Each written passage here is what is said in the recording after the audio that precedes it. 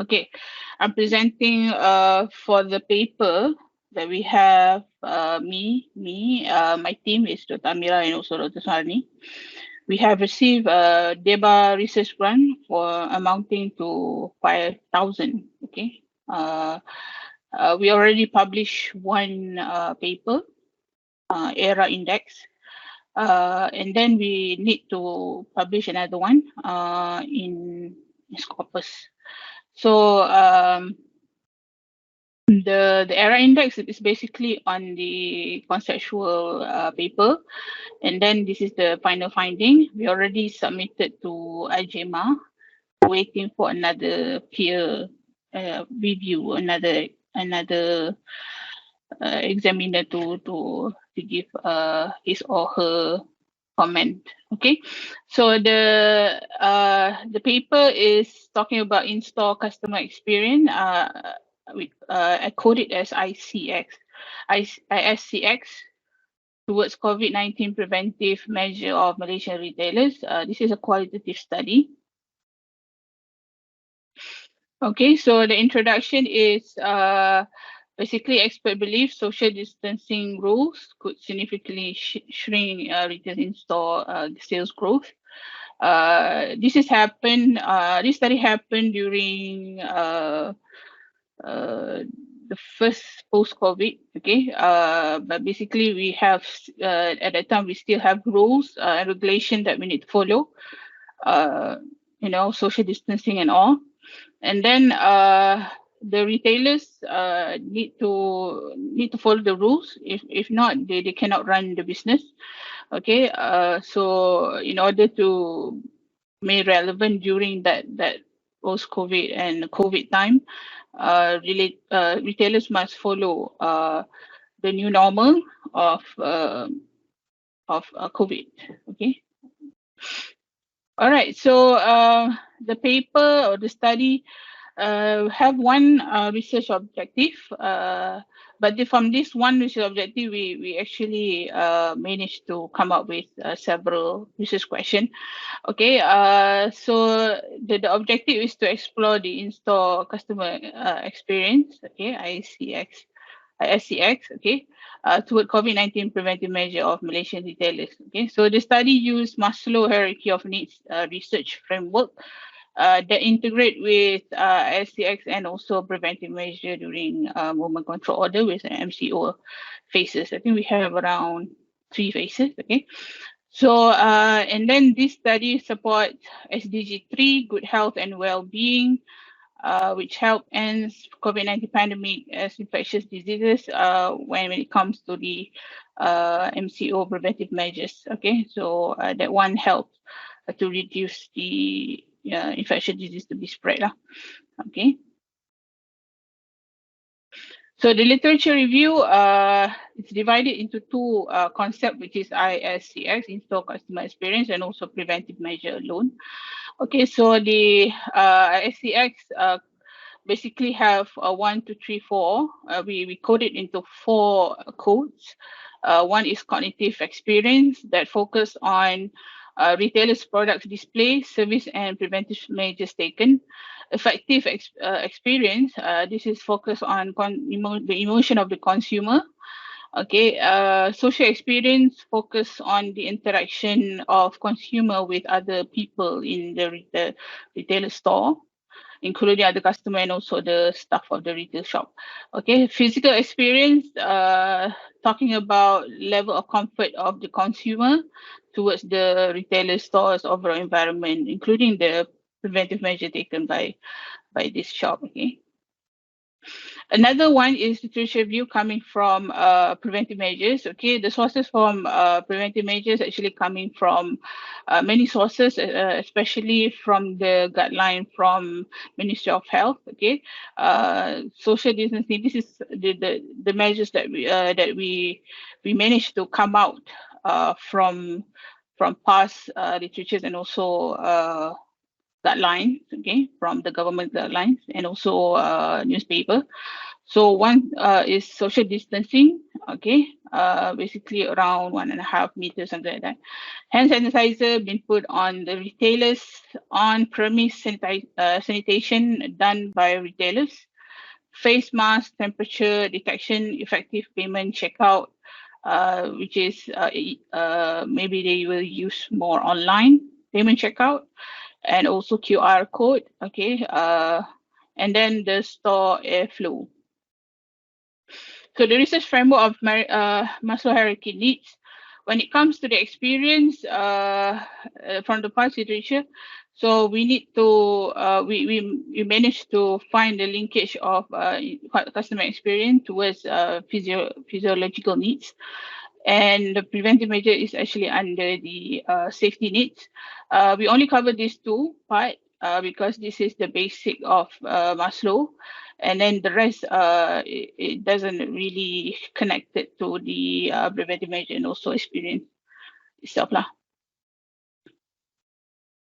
So the research methodology, there are 10 Malaysian citizens who have shopping experience, which is offline, and not online, with any retailers in Malaysia during MCO. Okay, and then the interview was recorded by online meeting because of the MCO. Okay, so we cannot really meet people face to face, so we do online meeting through Google Meet, and the Google Meet automatically transcribe the interviews. Okay, so these semi-structured interviews were composed to 10 open-ended statements that allow participants to share their knowledge on the studies topic. Basically, the participant need to be able to recall their experience going to retailers, shopping offline during MCOs, and then they need to share their experience on that, okay, to the interviewers, to the researchers lah, okay. And then because of the consent form of the participant, their name has been changed to numbers, okay, to P1 until P10. Okay, for the findings, we have 3 types of findings. The first one is on the experience itself. Okay, so we have effective experience is the highest one, which this is the quotation frequency. We go through the interviews transcript, and then we quote, okay, and then we give coding for that quotation in the interview transcript, and then this is the final finding lah, the final result. Okay, so the first one is the highest, which is effective experience. If we go back to what is effective, basically focus on the emotion of the consumers. Okay, that's the highest one. And then the cognitive experience, talking about the retailer's overall environment, product display, and preventive measure taken. Okay, and then the social experience, this is talking about the what you call it, the social experience among customer and also the staff of the retailers, and physical experience talking about comfort. Okay, so the comfort is basically satisfied.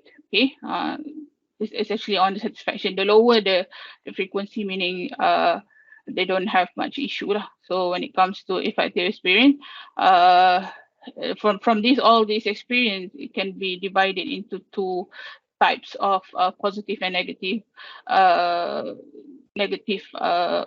statements of the what you call it, of the customer lah.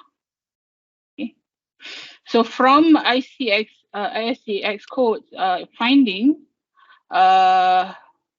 we group their statement into the positive and negative one.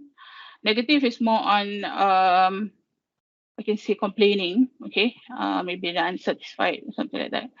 Okay, so for the ISCX1 cognitive experience, this one is fairly have for positive and negative one, and the highest one is the emotion of the customer. Basically, they mention more on negative side. rather than the positive side. Okay, so this is actually quite actually can be some sort of issue lah for the retailers. ISCX3, which is social, basically also they have negative. From what I recall, they've been complaining that not really have so much support from the staff of the retailers. Basically, they kind of lost on MCO, and I think you might also experience this during MCO. Nobody wants to talk to you, especially from among customers and also the retailers staff. Okay, so when it comes to ISCX4, basically most of the physical experience is actually quite positive compared to the negative one lah. Okay. Preventive measure is just to know whether the retailers basically implement some or most of the preventive measures. Okay, but from the conceptual framework, we have many. 1, 2, we have 1, 2, 3, 4. But after the findings, we are actually adding up to another 2. That in my pronouncement is 1, 2, 3, 4, 5, 6, 7, 8, 9. Okay, we have adding up to another 5. Okay, so from the finding itself, the stock airflow always been mentioned by the customer. This is not included any kind of negative and positive, but they just mentioned that the stock airflow. Okay, social distance, that is what something that customer always mention. Okay, face mask. Okay, scan my Sejahtera, this one. And then hand sanitizer, we have temperature taken. On-premise sanitation, okay, on the 4 gloves and also store payment. So from the framework, 1, 2, 3, okay, we add up to another 5 codes of from the finding. So there is the contribution. This is contribution of the findings as well. Okay, so the research implication saying that the paper already does demonstrate that in the customer experience does represent the physiological needs in the Maslow model. Okay, and then it's impacted the perception of the face-to-face shopping in store during pandemic. Okay, so with effective experience as the most crucial shopping experience, which is the ISCX. Okay, so the effective. It was important for the retailer to focus on prioritizing the emotion of their customer during MCO phases, but it is understandable because it's MCO. Not much can be done, but somehow if the retailers want to do something different from the other retailers, they can actually focus on that. Okay, it's going to be a competitive advantage during MCO. Okay, and then retailers also need to focus on store airflow because that's what customers always observing, customers always prioritizing, customers always mentioning. Okay, so that is the prioritization of the store airflow. If the retailer's shop is quite small, so the retailers need to basically widen up the gap between each customer to another customer. So with the addition of and then we have the addition of scanner gloves and temperature from the PM. So this preventive measure is actually reflecting the safety needs in the Maslow hierarchy of needs model. That's all from us. Thank you. Okay, thank you, Dr. Fatin. Do you have any questions regarding the research?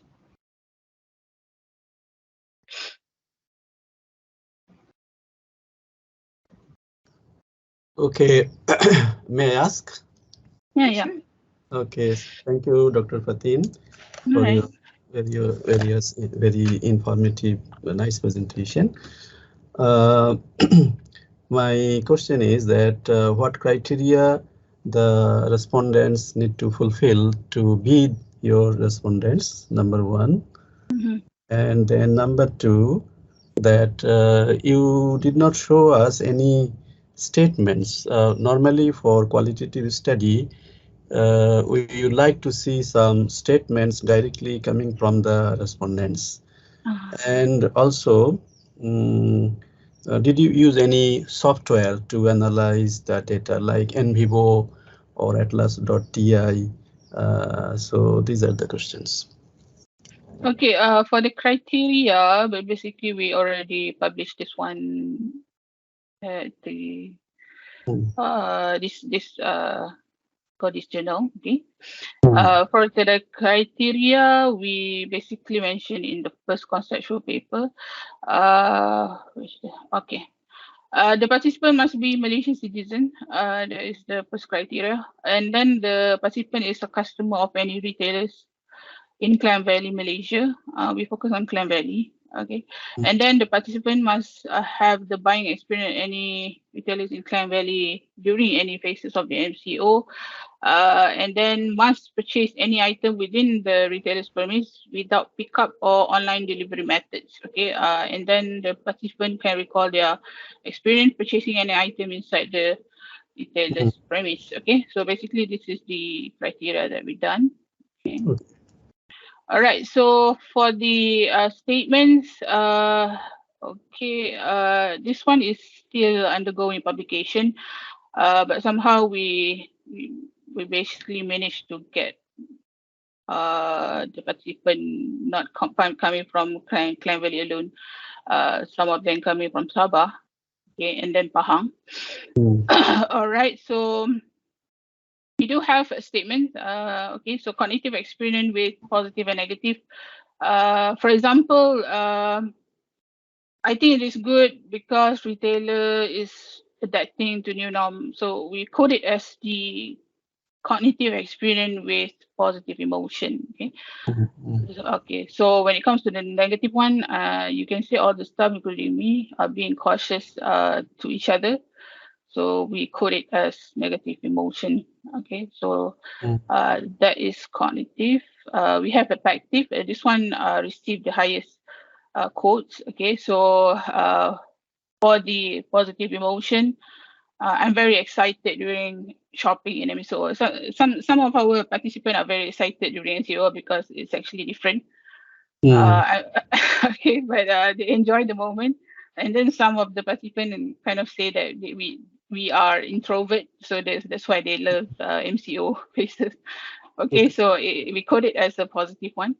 And then when it comes to negative emotion, for example, like it feel quite cautious, some discomfort during shopping, possibility of getting virus. Okay, so this is negative one lah for the effective. Okay, and then we have social experience on the positive emotion. The interaction with the staff was normal. Certain staff get to know the location of the product.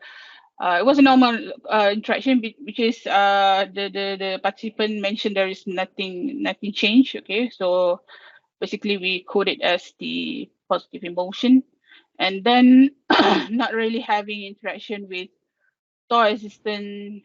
Okay, this one basically have the participant feel that there is some different interaction. So we code it as the negative emotion. And then physical experience, comfortable. Okay, this one is emotion, positive emotion. And then we have we still keep hygiene to ourselves, sanitize where we touch things. So basically it's not comfortable. We code it as the negative emotion for physical experience. For the preventive measure, we don't code it because we just whenever the participants say about store airflow, you just code it as preventive measure 1, preventive measure 11, and something like that. Okay, so that's basically the findings. The software any software you used? I'm using Atlas DI. Oh, Atlas.ti. So based upon your analysis of data, What is your conclusion?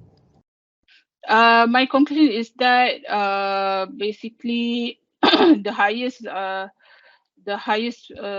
finding is actually on the effective emotion, which is emotion of the customer on the negative part. So it's actually not a good sign to the retailers lah, meaning that the retailers actually don't really care about the emotion of the customer.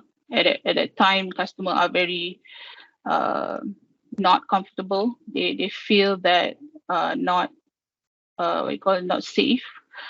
So they have cautious in emotion. So that one is not being tended by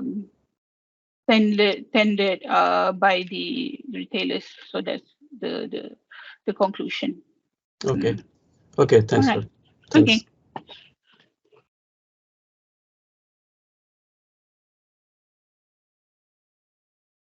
Any other question?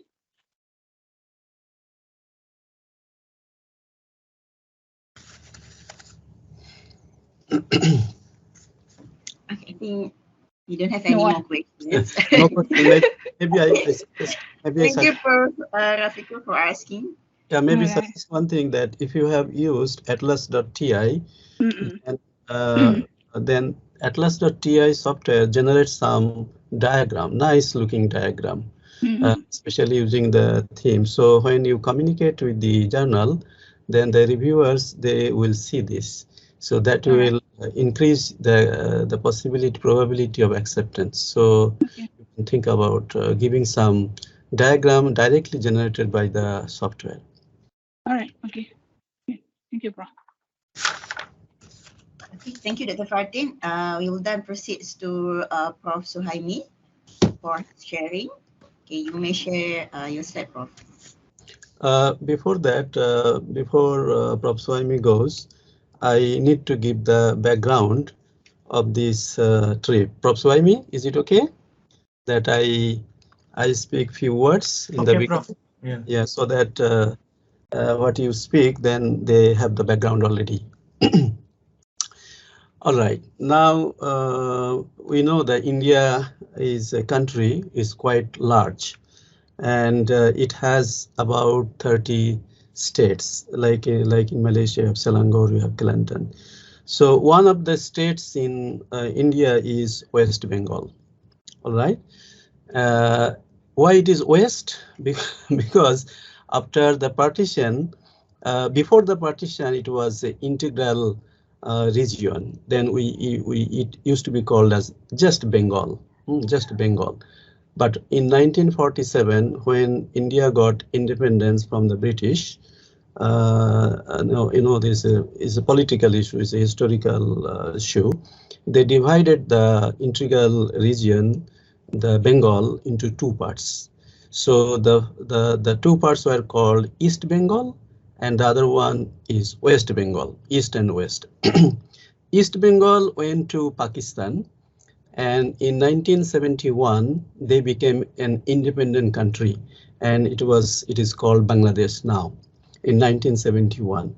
But West Bengal, though there is no East Bengal anymore, because it is called Bangladesh, but in West Bengal the name still there.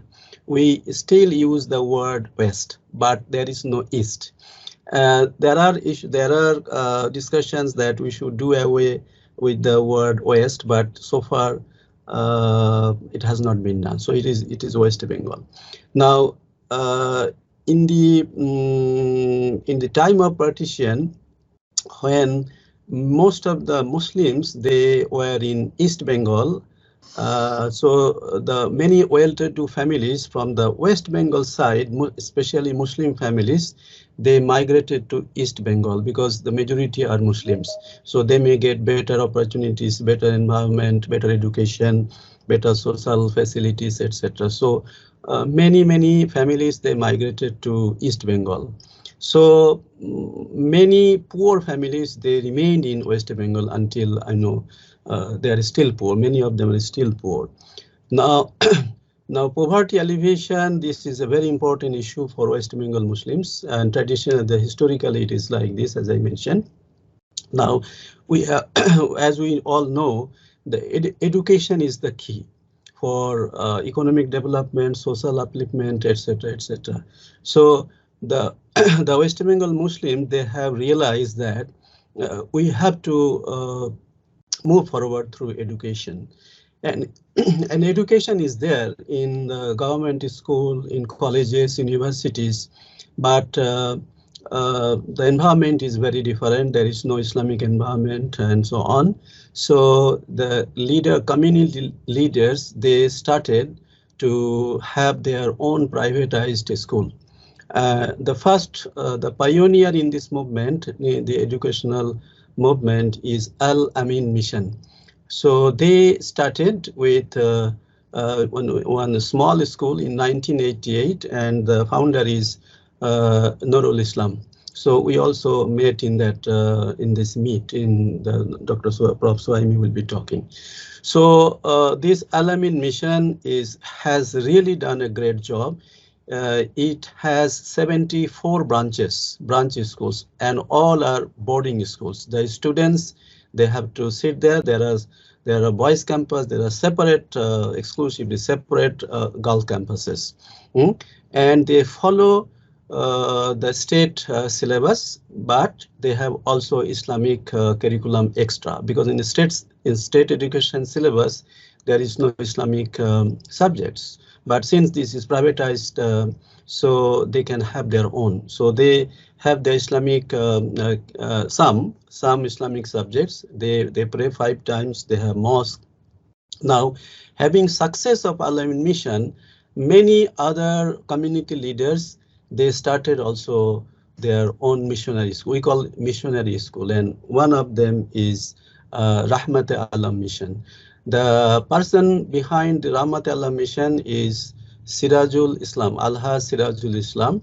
He's a businessman, very wealthy man, and he donated the land. It's about 15 acres around that, and he also invested his money to establish the schools in 2005. All right, so right now this Rahmat Alam Mission has got about 1,500 students, 1,500 students, both boys campus as well as girls campus. And we were invited to this campus, and this date was fixed 30th of August, because in this 30th of August, the founder of this mission, Sirajul Islam, he passed away. So now his youngest son, Anisur Rahman, he is heading the institute, heading the missionary school. So he was instrumental to organize an international education meet to commemorate his father's passing away. So he invited us and also some other foreign countries like Bangladesh, Singapore, but Singapore somehow the person could not go there. So anyway, so Rahmat Alam Mission has been doing since 2005, and so far, Alhamdulillah, they are doing a very good job. In the invitation letter, they have mentioned the institution, means Rahmat Alam Mission, has been working to uplift. I'm reading from their invitation letter. The institution has been working to uplift the quality of education of Muslim students belonging to backward classes in West Bengal for last 18 years. Within this very short period, many of our students have done or are doing doctoral programs in different subjects from different universities in the country and abroad. We have gifted the country and the world many doctors, engineers, researchers, teachers, professors, administrators, and various professionals. And please note that this is a school. This is not university or college. So school means the student. It's not a primary school. It's a secondary school. Starts from standard 5 till standard 12. In West Bengal education system, their SPM equivalent SPM is standard 10, not standard 11. So after standard 10, they go for school final examination. They call Madhyamik, and then higher secondary, like that, there is a 2 years like Malaysia STPM. So 2 years they study for higher secondary. After that, they go for their higher education. Many of them, these students from these missionary schools, they will be taking the very tough entrance test for studying medicine and engineering. Especially the students are very interested on studying medicine, but it's very competitive, and the competition is really very easy. It's all India basis competition, but Alhamdulillah, they are quite successful. In fact, Al-Amin mission alone, every year they produce about 5,000 their students from their. They have 20,000 students. Rahmat Allah mission has 1,005. Al-Amin mission has 20,000 students. I'm also involved in that mission. Every year, over 500 students they get medicine, which is a really a good number for the Muslims in West Bengal. So the objective of this international education meet was to meet and greet the foreign dignitaries, and also the local some politicians, some local social activists and educationalists. So overall, I hope that it was a good experience for both of us. And we also visited another institute by the side of Rahmat Allah Mission. It's just a few kilometers away. That's called Front Page Academy. In West Bengal, I forgot, about 100 missionary schools are operating. Al-Amin Mission is the pioneer. Then the other major institutions is Rahmat Allah Mission, Front Page Academy, Voice Public School, GDI Academy, and many other our missionary schools are operating. So we visited this for only 2 days. 30th of August and 31st of August, and then we came back on the evening of 31st of August. So we have a lot of good experiences within this short span of time. So now I pass to Prof. Suhaimi to share your own experiences, please. Thank you. Thank you, Prof. Assalamualaikum warahmatullahi wabarakatuh. This is my reflection of the visit at the inaugural International Education Meet. So I'm using my observation methods in qualitative, but this method I call it as Ulul Absar.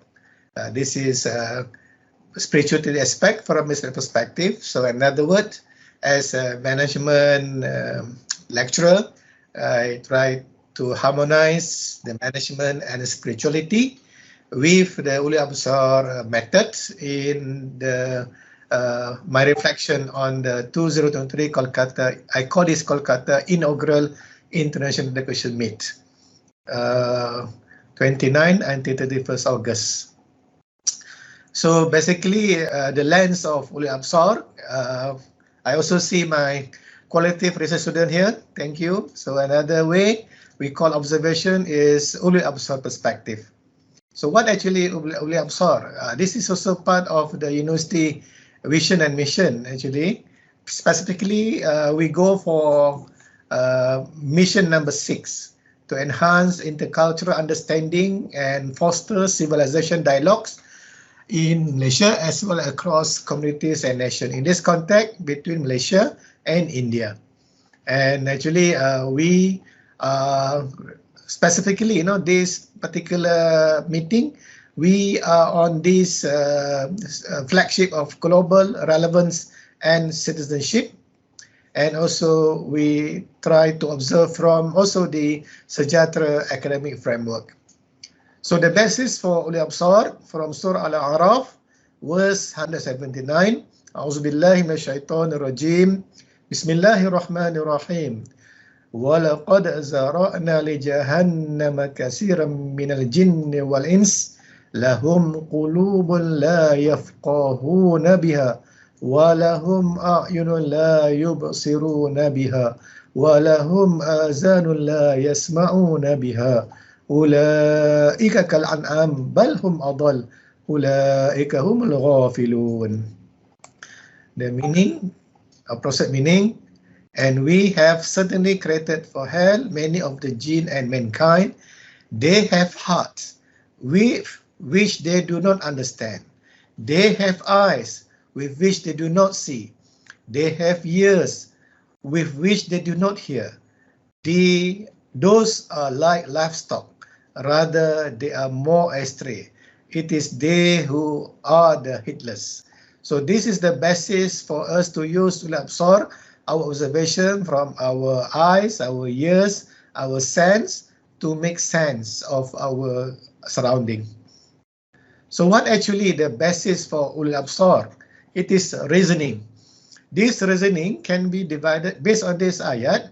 We can divide reasoning into kauniyah and takwiniyah.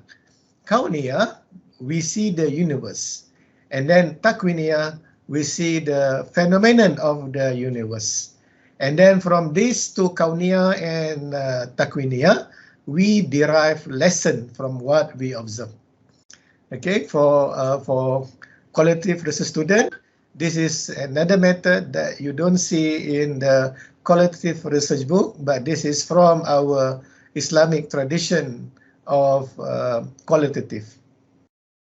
Okay, ulil absar basically is an Arabic term that is used to describe individuals. Ulil mean individuals who possess deep insight, wisdom, or intellectual discernment. The word ulil means people of. Absar means insight or perception. So when we combine ulil absar, we refer to individuals who have profound spiritual insight, wisdom, and understanding of religious and philosophical matters. So when we combine this, inshallah, we can derive a lot of lesson from our observation method specifically. Okay, ladies and gentlemen, brothers and sisters, this is the photo of our arrival. Okay, on the 29th, we arrived at night at the Netaji Subhas Chandra Bose International Airport, Kolkata, West Bengal, India. So the crew of Air Asia pronounced as Bose. It is wrong, not Bose, but rather Bose. This is a fighter, independent fighter of India. And our guests put us at a very, mashallah, expensive hotel, Novotel Hotel, Kolkata, West Bengal, India. This photo from our floor, by room number 841, Prof. Rafikul number 840, I think level 8. This is from the view from our room early in the morning. People might be wondering, you say India must be congested with people, but why this area is empty? A lot of people asking, because this area is, a new area, and we have modern facilities, and therefore you don't see. Furthermore, this is very early day of I think Fajar time. Fajar time there over 4 a.m. Local time. Okay, and then after we had our Fajar, our breakfast, Alhamdulillah, vegetarian breakfast. And then our host from Rahmatan lil Alam brought us for a city tour. So now you can see the real Indian traffic. You see the bus, you see the bicycle and trucks, and then this ambassador taxi, toward the CBD. And along the way, we see a flyover. Under the flyover, we see the vegetable gardens, because this area. It is actually agriculture area, and then our host shown us the ITC Royal Bengal, very expensive hotel in Calcutta, and then we move toward inside the CBD, so we see again the traffic. So this is what we observe. And then actually our first visit is the Indian Museum Kolkata. And our tour guide is Mr. Genius Ahmad, also alumni of Rahmat Il Alam Mission. He has an MBA. He took off from his work to show us. This is the old city of Kolkata. You see old building. You might be wondering why old building. If we can refer to our history in Malaysia, Kolkata used to be the regional administration of the British Empire. So they administer Malaya, from this Calcutta as their regional office. And Alhamdulillah, we were very fortunate. We managed to see a flock of a herds of goats pass through our area to the museum. This is real India. You see vegetable, you see goats, but we don't see the buffalo or cow yet, but. And then we see the street traders along the. This is called the museum building, and inside the museum, and we took some of the photos. Some of them we cannot take. Some of them we can take. And this is the miniature of the West Bengal agriculture activities. And we have the paddy farming. This is what I call this cotton industry, and these are some of the animal that displayed in the museum, and a lot of sculpture. This museum has no aircon because the building is very spacious, and you don't feel even though the day is quite warm, about 28 to 30 degrees Celsius, but because of the good ventilation, the building is green actually. We don't feel that very hot. And this us inside the museum, and this is the miniature of the paddy farming. We have the sugar cane, and you see the agriculture using buffalo, and this is a real one outside the museum, and this us in front of the museum. So this also animal. This is not real animal.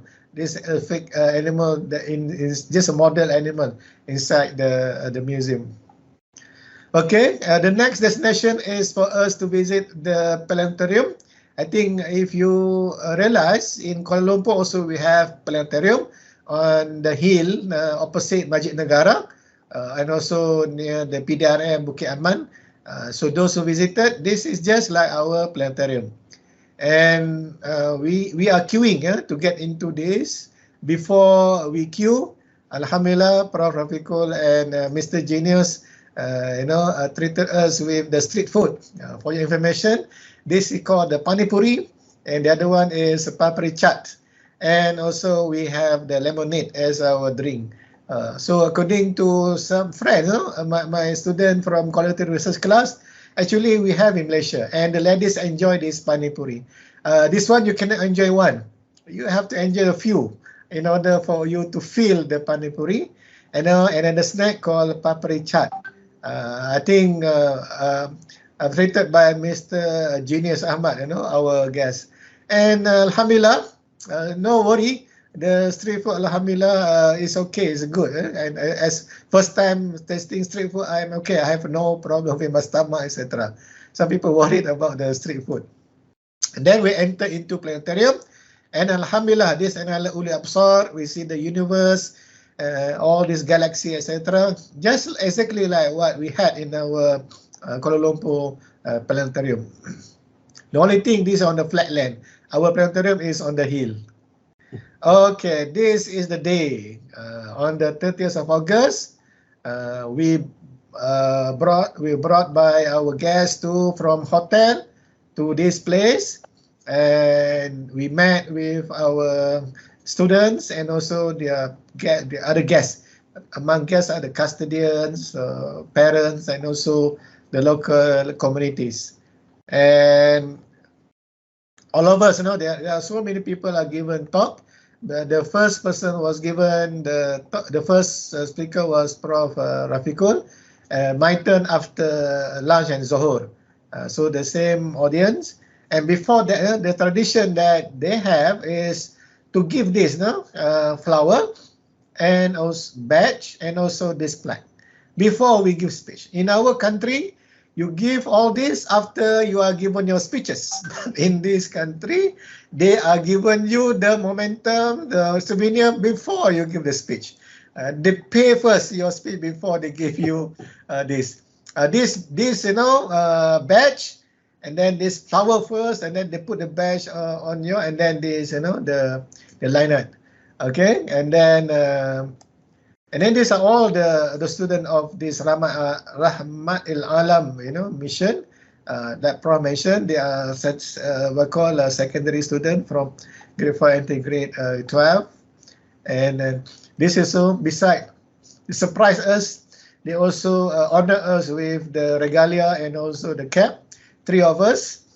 This is Mr. Nurul Alam, Prof. Rafikul, and myself. I also do not know on what contribution that they gave me, but both these dignitaries, they have a lot of impact to education. I felt like, I was wondering why I received so much honor from them. This is Mr. Anisur Rahman, the secretary, of this mission, and also, like Prof mentioned, the youngest son of Almarhum Al-Hajj Sirajul Islam, and the founder of this Rahmat Ilalam mission. And this is also another board members, of those mission. And here, one thing that I discovered before arriving at the mission at the college, we were greeted with posters along the street. We wondering now, are we participating in election? Not, I capture only mine, but I think along the road there are more posters of Prof. Rafikul and also other dignitaries. Okay, and then Prof. Rafikul was given the honor to put the foundation stone for the JS International School, which is just next to this mission. And I think the price, the cost of the mission school, this AJS International School new building, is about 10 crore, or I think about 5.6 million RM. That is equivalent. A lot of money, Then they say the project will start in next 2 months. Perhaps they will have a complete JS International School. This is fully English medium school. And then these are all the dignitaries, and we were given also the commentary books to commemorate all the speeches, and also even our letters that we give to the mission, they also printed in the book.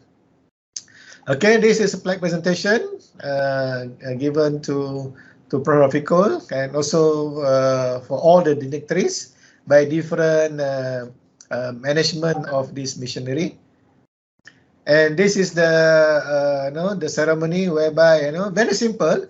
They just have the the signboard, and then just a little close to commemorate the founding stone. Okay, and then they invited me also to join.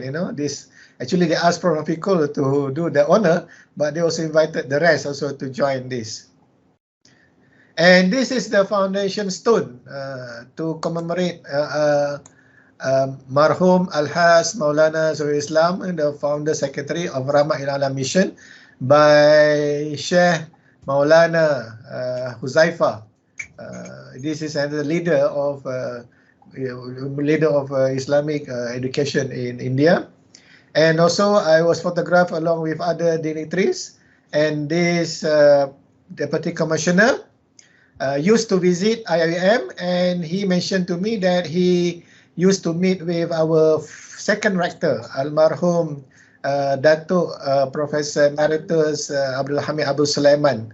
And then perhaps when he met with our secretary, he might be meeting also with our current Prime Minister, Datuk Sri Anwar Ibrahim. And also this Maulana is also a friend to our professor from education, Professor Daud Hudaibi, the one that crowned as the top researcher during a recent takrim. Okay, this is the full picture.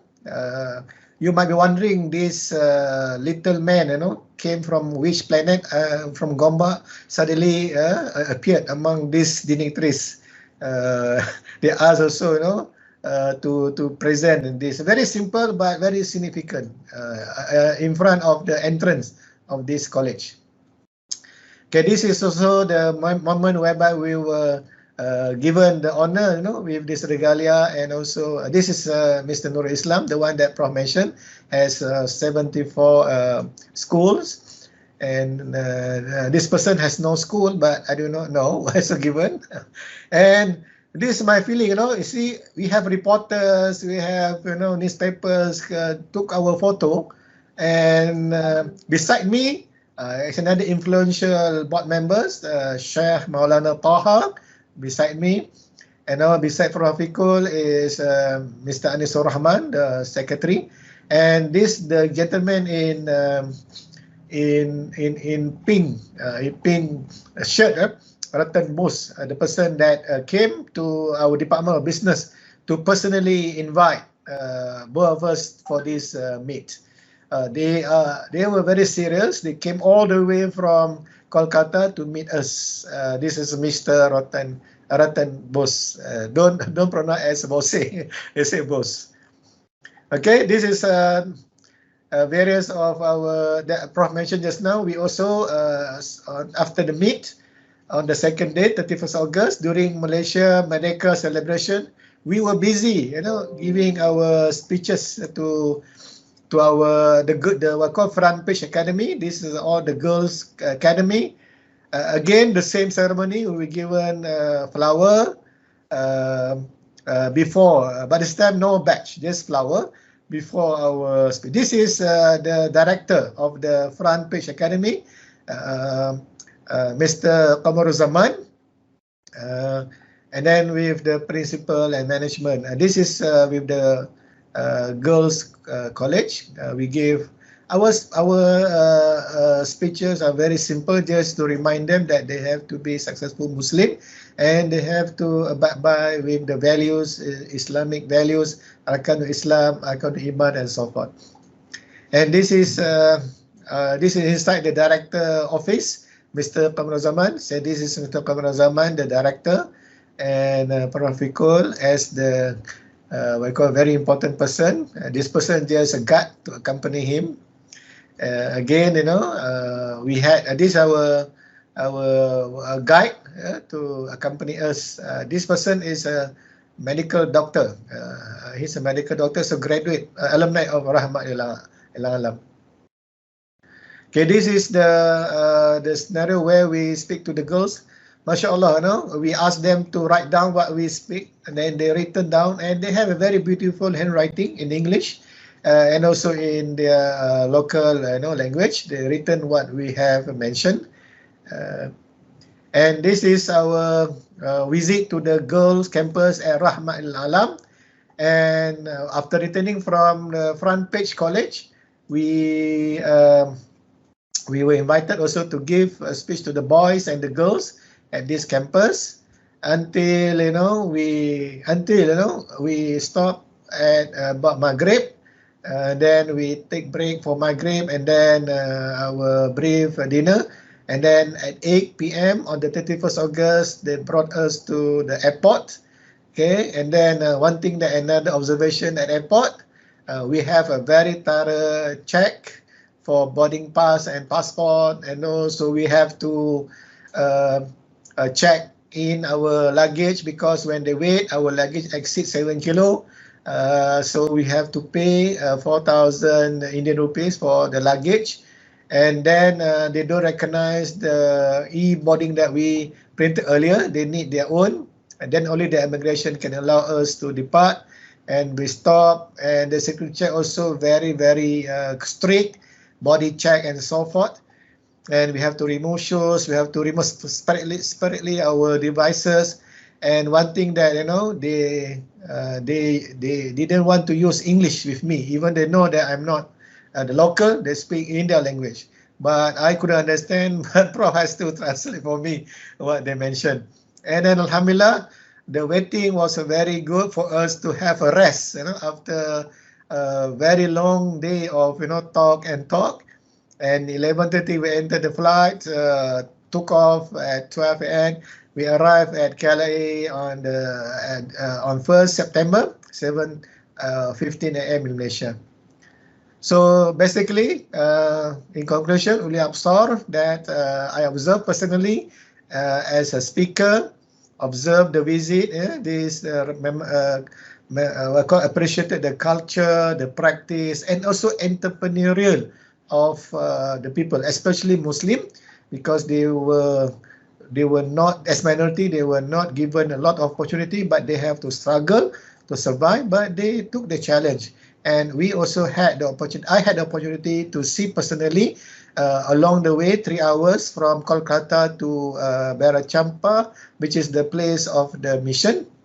And I could see left and right, we can see the paddy field, jute field, and also ponds, and also the rivers, lake. And I could relate to our place in Skinchan, Tanjung Karang, and Kedah, all this.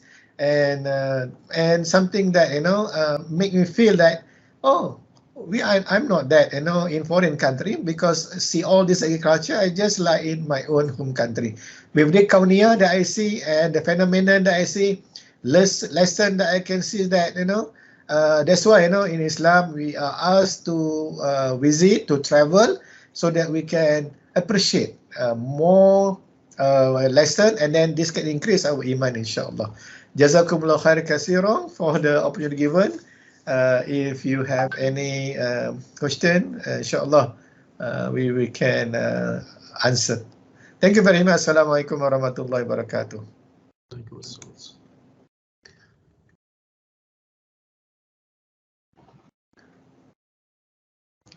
Okay, thank you, Prof. I will open the Q&A sessions to the floor.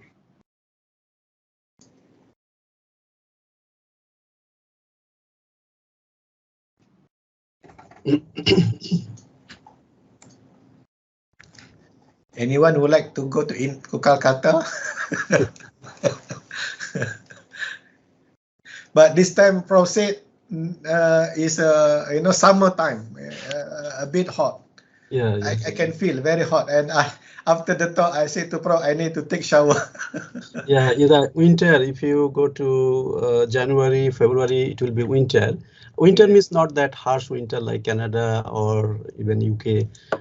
It is just nice, about 18 degrees, 17 degrees Celsius. Very nice. Winter to visit India, I think winter is the best. Summer is yeah. Assalamualaikum, Prof. Thank you very much for the presentation and sharing the ibrah that from your travel to Calcutta. Calcutta. Kolkata. Sorry. Kolkata. Just wondering, when look at the schools, can you share about the curriculums provided to the student? Okay, so this one I can answer. The schools, I have to tell this answer requires a little bit of time. The schools are like here, the Sekolah Menengah Kebangsaan, the government schools in Malaysia. In West Bengal, in other states also, we have the same. But our students do not go there. Our students get admission here. So though it is a private school, so we cannot have our own syllabus, own exam, though we may have that, but they cannot get higher education because they don't have the certificate from the board, the West Bengal Board of Secondary Schools. So we must follow the same syllabus of the West Bengal. Just like here you have SPM public, the government syllabus, right? Government prescribed syllabus. So you must follow that. And the students who are in these missionary schools, they are not recognized by the government. So we are just running privately with the consent of the government, but it is not recognized on paper. So our students cannot sit the board exam. So these students have to be registered with local government schools with a mutual request, mutual understanding. For example, the place where this Rahmat Allah Missionary School is operating, nearby there are a number of government schools. So these students, though they are studying in Rahmat Allah Mission, but officially they are registered to the local government schools. So the headmaster they allow. It is just a social contribution. So when the time comes for their final examination, these students will be going to take the exam through that school. It's the government syllabus. So we follow the government syllabus, but on top of that, which the government school do not have, because this is secular system, right? So you know the India. So we have Tilawa, we have Islamic studies, we have mosque inside the campus. Every missionary school inside the campus we have mosque. But for in India, the women, they don't go to the mosque. You know, this is a separate issue. So for girls campus, they have a not mosque, but they have a hall where the girls can pray together. All right. So they have the local medium, this Bengali medium schools, and also English medium schools. The Bengali medium schools, the missionary schools are more than English medium schools. So English medium schools are also there. Bengali medium schools are also there. And the syllabus is just like government syllabus, plus some our Islamic studies, which we manage ourselves. But there is no exam on those subjects, because the state syllabus, they don't have these subjects. I hope it is clear, Doctor. Thank you, Prof. Yeah. Australia. Okay. I also met some of the alumni. They also inspired by this mission. They also established their own institution, a small tuition, etc. Because they also wanted to contribute, because they have already received the benefit from Rahmat Il Alam mission, and on their own, in effort, like they have like 5 or 10 students, they establish their own institution, and so they also became entrepreneur that I met. They also mentioned about it. And helping the community and the students, depending upon their financial condition. I mean, the parents, there are mainly 3 categories of students. I mean, the fees.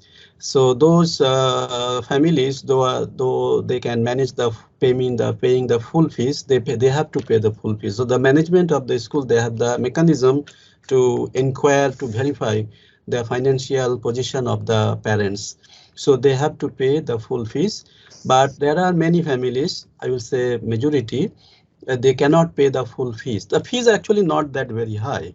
It's a very nominal kinds of fees, I will say, because I belong to this community and I know them. It's not very high, but still many families, they cannot afford. So the mission authority, they give discount. So 30%, 40%, 50% discount. But the good thing of this missionary school is that there are some percentage, maybe about 20%. The students are very good, very bright boys and girls, but their family parents are economically very poor. So they cannot afford any payment for those. So the contribution of the missionary school, that if they don't give the free education to these boys and girls, in the course of time, they will be lost, because the parents will be sending them, especially the boys, to work field. They will be working to earn the bread and butter. But these missionary schools, they are saying, no, you don't have to do that. Send to us. We will pay everything. You don't have to pay anything. We will pay for them. So about 20% of the students, they are getting totally free education. Even the books also given by them. So that's a good contribution for the society. I have one question, Prof. Yeah. May I? Yes. Okay. I noticed at the earlier at the beginning of the presentation, Prof. Suhaimi, on the stage they're all men. So the ladies, why is that so, Prof? Okay. Dr. Ladies. Other ladies. Ladies are there in the dais. They invited dignitaries from like us. There are local councillors, like one Prof. Suhaimi mentioned. There is one Muslim leader in West Bengal. He also met Professor Abdul Hamid Abu Sulaiman, and he knows very well Anwar Ibrahim. Anwar Ibrahim is very well known to some people in Kolkata, like one of them is his. I think they have very good personal relationship, also personal friendship. Now, it is incidentally that there are not many females represented in the dignitaries, but we cannot generalize. There are cases, but it is not like, Doctor, it is not like Malaysia, like a lot of representation from the female side, but in our culture, they are still a bit behind than the males. So, but situation is changing drastically. They are very coming up. In fact, in the school, the girls, I think they are even, I will not say outperforming, but they are as per the boys. So they are coming up very well. Situation has been changed, culture has been changed. Like when I was small child, it was unthinkable that the father-in-law will allow daughter-in-law to go to work. It was unthinkable, but right now, about 30, 40 years after this, when I look back my society, it's just upside down. The father-in-law is encouraging the daughter-in-law to go for work. In fact, the father-in-law is trying hard so that my daughter-in-law gets a job. So situation has been changed, they are coming up. So it is not that, incidentally, not many women are there, but you may see in our next visit or some other occasion, there will be many women. Thank you, Lord. We have one like the local authority, Miss Suma, Mrs. Suma, Yeah, came and she gave also a speech to the student. Yeah, she's a top class civil servant. So she told that she's a Hindu, from Hindu community. She told that whatever help my office can give to you, your mission, I will be glad to do that. So there are good, I mean, people who are helping, male, female, doesn't matter. One thing that I surprised, no, the Hindu priest can recite Quranic verses. Yeah. So this Hindu priest from Ramakrishna Mission, maybe you have heard. Ramakrishna Mission is a well-established mission all over the world. It was root is in West Bengal. Vivekananda, have you heard Vivekananda? Swami Vivekananda. Yeah, we have Vivekananda. Swami Vivekananda is a very well-respected luminary in India. So he established, his guru was Ramakrishna. Ramakrishna was his guru. So he established in honor of his, and in Singapore, they have Ramakrishna Mission. When Nurul Islam, you mentioned, Nurul Islam is the #1 Muslim personality in West Bengal right now. So he visited me he actually I invited him to visit us in Malaysia. He came before pandemic and he said that I want to visit Ramakrishna Mission. So we went together to Singapore. And then, so these people, these monks, like Buddhist monks, they are very highly educated. Some are, they have double MA, triple MA, engineers, they are PhD holders, but they sacrifice their life. So this, as per their culture, their custom, they cannot go back to their country, their family. So the whole life they will be they will be serving their community, like the Hindu community, and they have also very good schools in West Bengal, in many parts of the world. So these students are most 99% are Hindus, and they are the most bright students in the state, and they give their they protect their religion, they protect their culture. So actually Ramakrishna Mission is the source of the inspiration for Nurul Islam. So Nurul Islam, when he was young in 1988, he visited Ramakrishna Mission and he got the inspiration. So if the Ramakrishna Mission, by that time 50-60 years already old, so if Ramakrishna Mission can do this, why not we the Muslim can do? So he started the missionary school, and that was the beginning. So these gurus, the Swamiji, we call Swamiji, they are very much committed for their cause. And something that we don't have here in our intercultural dialogue. We invited monks, priests, and to share their perspective of education. Something that I felt very very excited to hear. And then they also use the language that the Muslim use, they recite the Quran. Oh, something that we never used. In West Bengal, in other parts of the world, we believe in unity in diversity. In Malaysia also, we believe in unity in diversity. That is definitely true. So we invite, sometimes we have inter-religious talk for communal harmony, because India is, sometimes very sensitive things come. So we have to continue doing so that our mutual harmony, mutual respect between inter-community prevails. And there are good people in other, they come, we invite them, they talk nicely, they respect us. They also study Quran, but they don't believe Islam, but that's a different thing. But they know many things about Islam, Quran, and they cite for that. Prof, just want to clarify with you. We heard that in India, some part in India there's a tense relationship between Hindu and Muslim. Yeah. This is not. When I listen to presentations in the West Bengal, I think there's no such situation, right? Okay, thank you. India right now is governed by the Nationalist Hindu Party called Bharatiya Janata Party, or BJP. But this is not, this party does not rule, because in Malaysia also, we have federal government and also state government. In Malaysia, some federal government is PH, I mean, we know that, but state government, some are governed by PH, some are governed by PN, and some other political party. Exactly same thing happens in India.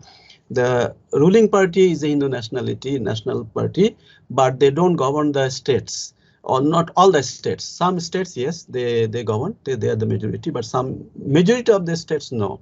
West Bengal is one of them, and they are trying hard to capture this West Bengal also, and they are quite also strong as well. So in West Bengal, the Bengalis, they are very much enlightened from very beginning, even before the independence struggle. If you look at this Netaji Subhash Chandra Bose and many others, they came from West Bengal. So West Bengal, the Bengalis are very enlightened compared to other states of India. So we don't allow this kind of the tension, all this, but it happens. But West Bengal, we are trying to develop some society so that Hindu, Muslims, and other religious, other faith holders, they can live together in harmony, in peace, and mutual respect. So our state, so far, we do not have much problem as the many other Indian states they have. Doctor is right that time to time we do see the Muslims are being lynched and then tortured, killed. But in our state, this problem is still less, but Allah knows the future best. I wanted to add one place that I didn't mention here. We visited to the Nobel laureate birthplace, Sir Rabindranath Tagore, and I can see, because they portray him as a poet, a songwriter, and he traveled all over the world to widespread the message of humanity. So before we're talking about humanizing education, this Nobel laureate that given 1913, I want to talk about that. And his lifestyle very humble. And when we see, his house very simple and humble, and then I can see, I can sense that this Nobel laureate went through a very hard work and painful work, because the area that he's working is not like us, very luxury, comfortable. And he traveled all over the world, and with long beard, reflect me our Sanaki Alatas, long beard, and also with his robe, and very tall. This is the Bengali, height, very tall, taller than those European. And something that became, like Prof mentioned, icon to many of those Indian. To me, I'm not exaggerating. I think he's the best ever poet, novelist, in all time, in the whole world. Because my mother tongue is Bengali, his mother tongue is Bengali. His writing I know very well. When I was infant, I have started my education reading his books. That means he has written books for the infants, grade 1, grade 2, grade 3. These are compulsory books in the primary school. And on top of that, his writing also taught in the university level in master degree. So spectrum of his write-up is unthinkable, amazing, wonderful. He has written thousands of songs. You can see the in the YouTube. It's called Rabindra Sangeet. Sangeet means song. Rabindra is his name. Rabi Indra. Rabi means actually sun. Indra means great. Rabindra means great son. His name is Great Son. Great Son. SUN. So the youngest son. Eh? yeah, he is the youngest in the family. There is a big. He has 14 or 15 siblings, and he was the youngest. His whole family. There are many luminaries actually came. Rabindranath Tagore. You can Google search. You will find a lot of things. He was a Nobel laureate in literature in 1913. Though he was tacitly opposing the British. British they know, but they cannot deny his talent. So they gave him Sir. The name Sir. I think the British still they have this, and also Nobel Prize in 1913 in literature. It's amazing man, and you know he's a Hindu, but he's not an idol worshipper. He believes one God. He has a different different creed, yeah, different belief. That front page academy, Prof. You know, this student recited poem and also sang a song. But I could feel, the melody was very good, but I couldn't understand the melody. Very good. I can feel. Very nice, very nice. Yeah. Maybe I can sing someday. The poem and also the song, Prof. Yeah, very nice. Lovely. The two boys sang. Even you will see that I almost every week I listen his song through YouTube. Even the Bengalis who are residing in US, in New York, in London, they love him very much. They listen his song. It's so soothing, so lovely song, and message is universal appeal. And many of them are, the love songs. You won't believe. But very polished, very polished love song.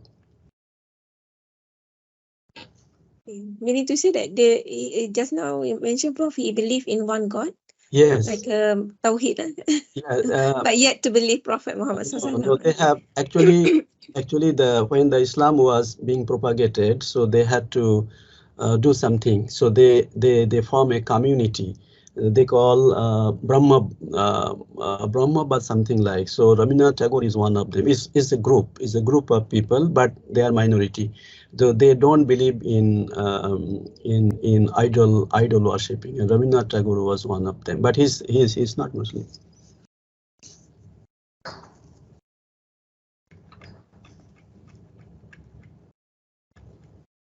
Okay. The food all dal, rice. Very local, I can suit my taste. The rest I do not know. But no nasi kerabu, no nasi ayam. But you can if the West Bengal, all kinds of foods are available. But if you ask them to, I like this, then they will be happy to bring. I think all kinds of foods are available. The food items are available. Food, fruits, but no durian. Durian we don't have. We don't have durian. Do they have biryani? Yes, biryani is number one. Number one, biryani along the roadside also. They're selling biryani. When we had the city tour in the afternoon, remember? Afternoon we had the restaurant. Yeah. They serve biryani. Biryani restaurant, and also for the common people, they have like big, roadside.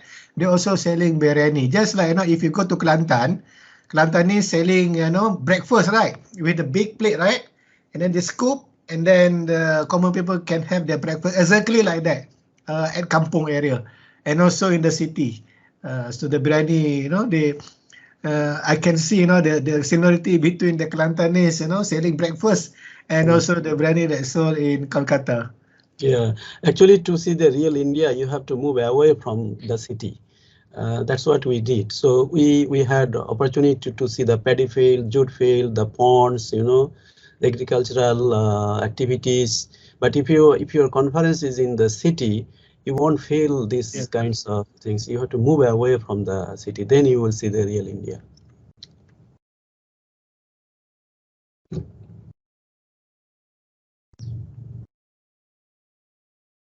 Okay. Okay, any other? Any more questions? Any more questions from the floor? Dr. Suhaimi would like to know more, right? Last time you asked for the more picture, more presentation. Do you have video? No video. I have No some. video. Maybe I will share, but this is just 1 or 2 minutes because this is edited. So this is a speech. But this goat one, I have the video. The goat one, the goat one, within the city. Actually, there is a grazing field. I asked why the goats are here. So they said that there is a big, very big field. It's called Godermat. It's about I don't know 5-6 football ground together. It is that kind of large. So there are a lot of grasses. So that's why these goats. But I asked them, does the government allow this goat coming here and then grazing and then taking? So they said that yes, government allows this. So this video, short video, I have. I can see the picture, the goat there. Goats, yeah. Near the museum. Yeah, it is hard in the heart of the museum. So we are laughing. Welcome us. The goats welcome us as well. But it is the cultivated goats. Actually, the goats are quite expensive. You know, the meat. So they nurture these goats and they will sell. Do they have the owner there? They have the owner. Oh. Yeah, they have the owner, or maybe they have the owner send someone on behalf of the owner to graze the for the goats. So that is also possible. Sometimes not owner, but somebody else. But the owner is there. If you can relate to our place, you know Sentul, Sentul Pasar. Anyone remember Sentul Pasar? We have, this Indian settlement. They also have, their cows. Sometimes the cows cross the traffic at the Sentul area. When I see this goat, I remember the Pasar Sentul. In India, you have to be careful. When you cross the road, you will chicken are crossing the road, cows are crossing the road, dogs are crossing the road. All kinds of people. So that's a real India. Yeah. And you see a lot of motorbikes. The 150cc motorbike, the Honda Deluxe motorbike, not the Kapchai over there. They don't have Kapchai, bicycle, and then the big motorcycle. Something, they enjoy, riding this motorbike. These motorbikes are heavy, quite heavy. Most of them very heavy. Even my brother has got motorbike. I don't know. It's very, very heavy. But when you drive, you don't feel. It's very light. It's very light. And people wear a full face, not the helmet like us here, but full face helmet. The helmet, the people, they were trying to avoid, but the government had made a very strict rule. Without helmet, it will be fine on the road. So now majority will see this helmet. It should be. Without helmet, helmet is very important. Protect. Okay. Okay. Do we have any more questions? No. Prof. Rafikul, maybe after this you can share the videos so that we can watch together. Okay, I think that's all for today's webinar. Thank you for the great effort. Both of the sharing sessions, a great topic. So to close the sessions, let us recite Surah Al-As and also Tasbih Kafarah.